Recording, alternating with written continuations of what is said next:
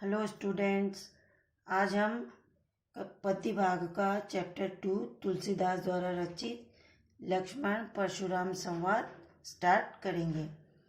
इसमें आपको सबसे पहले तो ये जीवन परिचय इसको पढ़ना है और इसको जो वो फॉर्मेट बनवाया मैंने आपको पहले चैप्टर में, उसमें इसको फिल करना है, मतलब शॉर्ट में। वो फॉर्मेट इसलिए बनवाया गया कि जिससे कि आपको जीवन परिचय आसानी से याद हो जाए और सारी इन्फॉर्मेशन एक ही स्थान पर मिल जाए।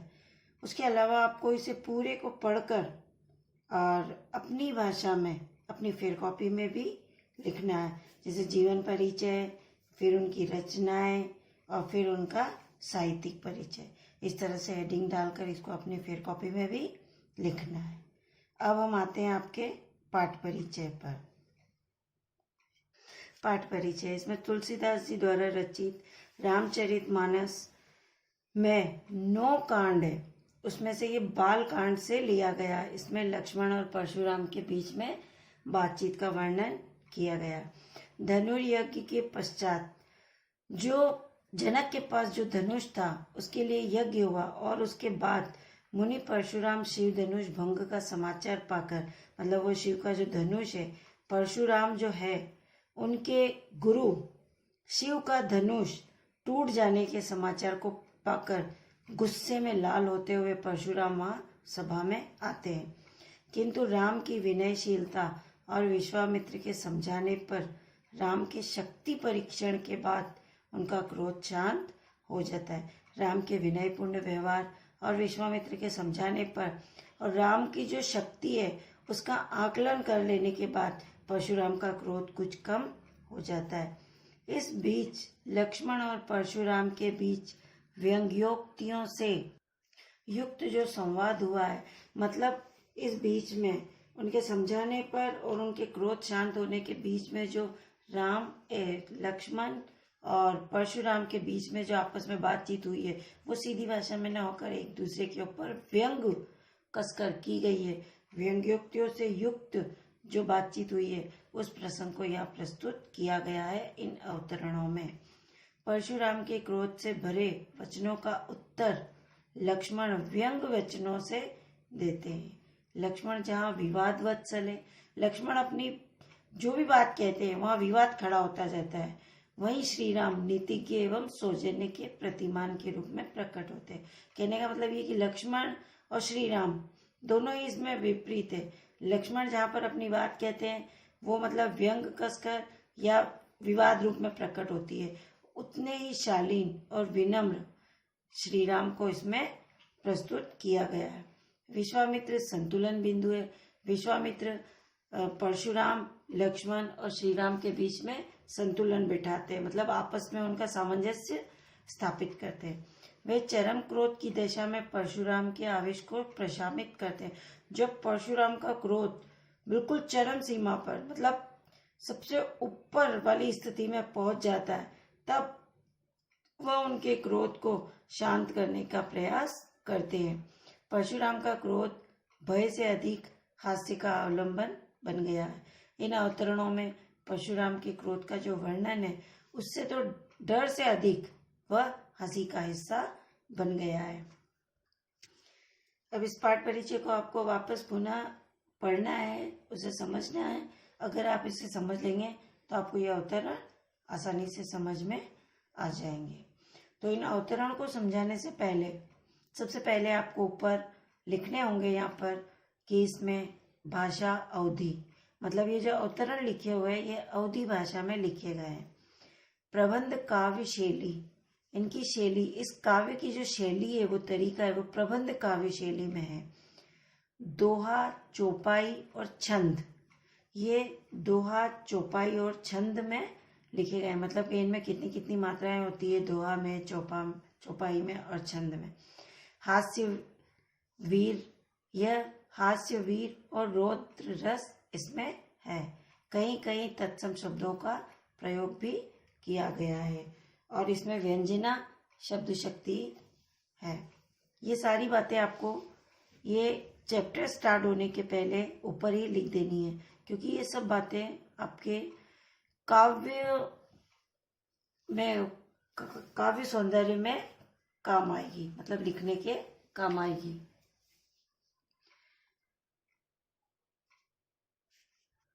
पहला अवतरण, इसका संदर्भ। प्रस्तुत अवतरण हमारी पाठ्य पुस्तक क्षितिज पाठ 2 तुलसीदास द्वारा रचित रामचरितमानस के बालकांड के लक्ष्मण परशुराम संवाद से अवतरित है। ये संदर्भ आपको सभी अवतरण में एक जैसा ही लिखना है, मतलब सभी अवतरण के लिए यही संदर्भ लिखा जाएगा।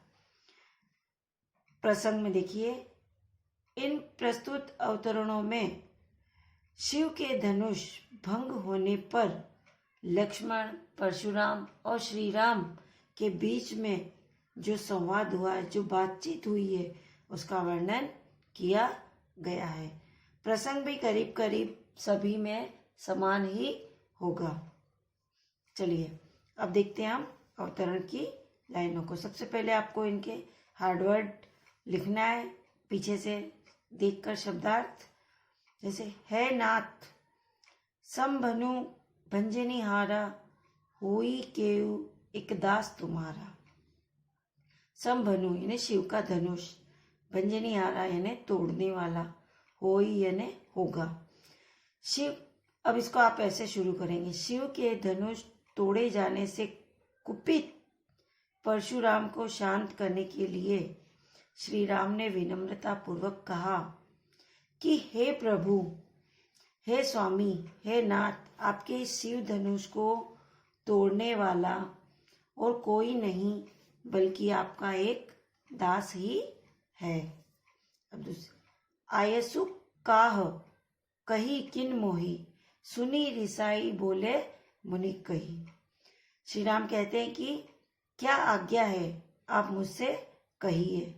सुनी रिसाई बोले मुनि। परशुराम श्री राम की बात को सुनकर अत्यधिक क्रोधित होकर बोले, सेवको सो जो करे सेवकाई, कि है कि मतलब सेवक का काम तो सेवकाई करने का होता है। अरी करनी करी करिए लड़ाई। जिसने भी ये धनुष तोड़ा है, अरी करनी यानी शत्रु जैसा, जिसने भी ये धनुष तोड़ा है उसने तो शत्रुता का काम किया है, अर्थात लड़ाई करने वाला काम किया है। सेवक ऐसा नहीं करता है। तो उसके बाद परशुराम अपने संवादों को आगे बढ़ाते हुए बोलते हैं कि हे राम सुनो, सुनहु राम जे ही शिव धनु तोड़ा, सहस बाहु समसो रिपु मोरा। कि हे राम सुनो, जिसने भी ये मेरा शिव धनुष तोड़ा है, सहस्त्र बाहु के समान, रिपु यानी शत्रु, वह मेरा शत्रु हो गया है। समसो, समसो यानी समान, यहाँ पर उपमा अलंकार होगा। सो बिलगाओ बिहाई समासा, न तुम्हारे जेही सब राजा। अब जिसने भी ये धनुष तोड़ा है, बिलगाओ यानी अलग हो जाए, बिहाई यानी छोड़कर। अब जिसने भी ये धनुष तोड़ा है वह इन सारे राजाओं के समाज से स्वयं अलग होकर खड़ा हो जाए। न तो मारे जे ही सब राजा, नहीं तो ये सारे राजा मारे जाएंगे। सो बिलगाओ बिहाई समासा, वह राजाओं के समाज से स्वयं अलग खड़ा हो जाए, नहीं तो ये सारे राजा मारे जाएंगे। सहस्त्रबाहु एक राजा का नाम है जिसको परशुराम ने अपने फरसे से उसका वध कर दिया था। तो अब जिसने भी ये शिव का धनुष तोड़ा है वह सहस्त्रबाहु के समान परशुराम का शत्रु हो गया है। वो बात ये श्री राम को समझा रहे हैं। सुनी मुनि वचन लखन मुस्काने, बोले परसुद ही अवमाने। जो लक्ष्मण खड़े थे वो परशुराम के वचन को सुनकर मन ही मन मुस्कुराने लगे और बोले,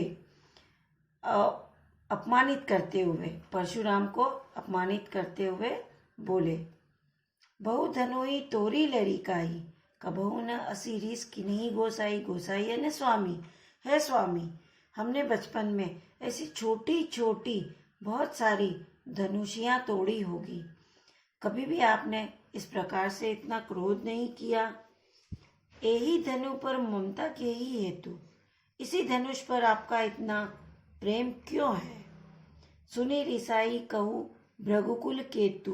भृगुकुल केतु परशुराम के लिए ही यहाँ पर प्रयोग में किया गया। इसका मतलब ये होता है कि भृगुकुल के ध्वजा के समान अर्थात परशुराम। तो इसी धनुष पर आपकी इतनी ममता क्यों है? सुनी रिसाई कह भृगुकुल केतु। उनकी बात सुनकर क्रोध में बोलते हैं परशुराम कि रे नृप बालक काल बस बोलत तो ही न संभाल। हे राजकुमार, हे राजा के पुत्र, तुम काल के बस में आकर मतलब तुम्हें होश नहीं है, तुम्हें समझ नहीं है, इस काल के वशीभूत होकर तुम क्या बोल रहे हो? धनु ही सम त्रिपुरारी धनु विदित सकल संसार। ये जो मेरा धनुष है, यह मेरे गुरु शिव का, इसकी तुलना तुम उन छोटी छोटी धनुइयों से कर रहे हो। ये मेरे शिव का धनुष है, मतलब विदित यानी ज्ञात, ये सारे संसार को ज्ञात है, सारा संसार इस धनुष के बारे में जानता है। इसकी तुलना तुम उन छोटी छोटी धनुइयों से कर रहे हो। यहाँ पर सम यानी तुलना, यहाँ पर भी उपमा अलंकार है। इस पूरे अवतरण में उपमा अलंकार 2 जगह है और बाकी सब जगह अनुप्रास अलंकार का प्रयोग किया गया है। और परशुराम ने धनुष टूट जाने पर श्री राम पर आक्षेप लगाया है, तो आक्षेप अलंकार का भी प्रयोग हुआ है। ये सारी बात आपको काव्य सौंदर्य में लिखनी है व्याख्या करने के पश्चात। अब नेक्स्ट अवतरण देखिए, इसका संदर्भ भी वही रहेगा, प्रसंग भी वही रहेगा। लखन कहा हंसी हमरे जाना, सुनहु देव सब धनुष समाना। परशुराम के क्रोध को देखते हुए लक्ष्मण कहते हैं कि हे देव, हमारी समझ में तो सारे धनुष एक जैसे ही हैं। का छति लाभ जून धनु तोरे, देखा राम नयन के भूरे। हे स्वामी, इस धनुष के भंग हो जाने पर अर्थात टूट जाने पर, जून यानी पुराना, इस पुराने धनुष के टूट जाने पर आपको क्या लाभ हानि है? क्या मतलब इससे फायदा हुआ या नुकसान हुआ है? भैया ने अर्थात श्री राम ने तो इसे सिर्फ नए के भ्रम में, सिर्फ धोखे से छुआ ही है। छुअत टूट रघुपति न दोसु, मुनि बिनु काज करिय कतरोसु। है मुनिवर, इसे छूते ही यह तो टूट गया, इसमें श्री राम का क्या दोष? बिना कारण ही आप क्रोधित हो रहे हैं। बोले चितई परसु की ओरा। लक्ष्मण के संवादों को अर्थात उनकी बातों को सुनकर परशुराम और अत्यधिक क्रोधित होकर अपने परशु यानी अपने फरसा, परशुराम के हाथ में एक फरसा जो उनका खास शस्त्र है वो उनके हाथ में रहता है, उसको संभाला मतलब उसको कंधे पर लिया मतलब ठीक किया। उसकी ओर देखकर बोले, रे सठ सुने ही स्वभाव न मोरा। हे मूर्ख, तूने मेरे स्वभाव के बारे में सुन नहीं रखा है, अभी तू मेरे स्वभाव के बारे में जानता नहीं है। बालको बोली बंधु नहीं तो ही, केवल मुनि जड़ जाने ही मोही। मैं तुझे एक बालक समझकर अभी तक नहीं मार रहा हूँ, मतलब एक छोटा बालक समझकर मैंने तुझे छोड़ दिया है, और तू मुझे कोई साधारण मुनि मत जान, मैं एक साधारण मुनि नहीं हूँ। बाल ब्रह्मचारी अति क्रोही, विश्व विदित क्षत्रिय कुलद्रोही। मैं एक बाल ब्रह्मचारी और अत्यंत क्रोधी मुनि हूँ। विश्व विदित सारा संसार जानता है कि मैं क्षत्रिय कुल यानी क्षत्रिय वंश का शत्रु हूँ, मतलब जो क्षत्रिय वंश, ये जो वीरों का जो ये वंश होता है, कुल होता है, उनका शत्रु हूँ। भुजबल भूमि भूप भिनु किन्ही, विपुल बार मही देवन दीनी। मैंने अपने बाजुओं के बल से इस धरती को कई बार राजा के विहीन कर दिया था, अर्थात मैंने अपनी ताकत से इस धरती पर कई राजाओं को मार गिराया है। बहुत बार महिदेव दीनी, और मैंने उनका जो राज्य था, उनकी जो संपत्ति थी, उसको बहुत बार ब्राह्मणों को दान में दे दिया। अर्थात उन राजाओं की भूमि को जीत जीत कर ब्राह्मणों को दान कर दिया है। सहस्त्र बाहु भुज छेद निहारा, परसु बिलोकु महिपु कुमारा। बिलोकु यानी देख लो। हे लक्ष्मण, मेरे इस फरसे को देखो। इस फरसे से ही मैंने सहस्त्र बाहु, जो एक राजा है, उसकी भुजाओं को अलग कर दिया था, मतलब काट दिया था। मेरे इस फरसे से ही मैंने सहस्त्र बाहु की भुजाओं को काट दिया था। महिपु कुमारा तत् राजकुमार, मातु पितु जानी सोच बस, करसी महा किशोर। मही किशोर यानी हे राजकुमार। हे राजकुमार, राजा के पुत्र, तुम जानी सोच बस, तुम जानबूझकर अपने माता पिता को शोकमग्न, मतलब उन्हें दुख मत पहुंचाओ। गर्भन के अर्भक दलन, परसु मोर अति घोर। गर्भन यानी गर्भ में ही, अर्भक यानी भ्रूण, दलन यानी नष्ट। मेरे इस घोर यानी अत्यधिक भयंकर फरसे को देखो। इसका प्रकोप इतना है कि गर्भ में जो भ्रूण होता है, मतलब गर्भवती महिलाओं के जो गर्भ होते हैं, वो इस फरसे को देखने मात्र से ही उनके गर्भ अपने आप गिर जाते हैं। मतलब ये मेरा फरसा इतना भयंकर है, इसलिए तुम जानबूझकर अपने माता पिता को शोकमग्न मत करो। इस प्रस्तुत अवतरण में आक्षेप अलंकार का और अनुप्रास अलंकार का प्रयोग हुआ है। छुअत टूट रघुपति न दोषु, इस पंक्ति में अनुप्रास अतिशयोक्ति अलंकार का प्रयोग किया गया है, क्योंकि यहाँ पर यह कहा गया है कि राम के देखने भर से ही उनके धनुष भंग हो गया, तो यहाँ पर अतिशयोक्ति अलंकार का प्रयोग हुआ है। ये बात आपको काव्य सौंदर्य में लिखनी है। धन्यवाद।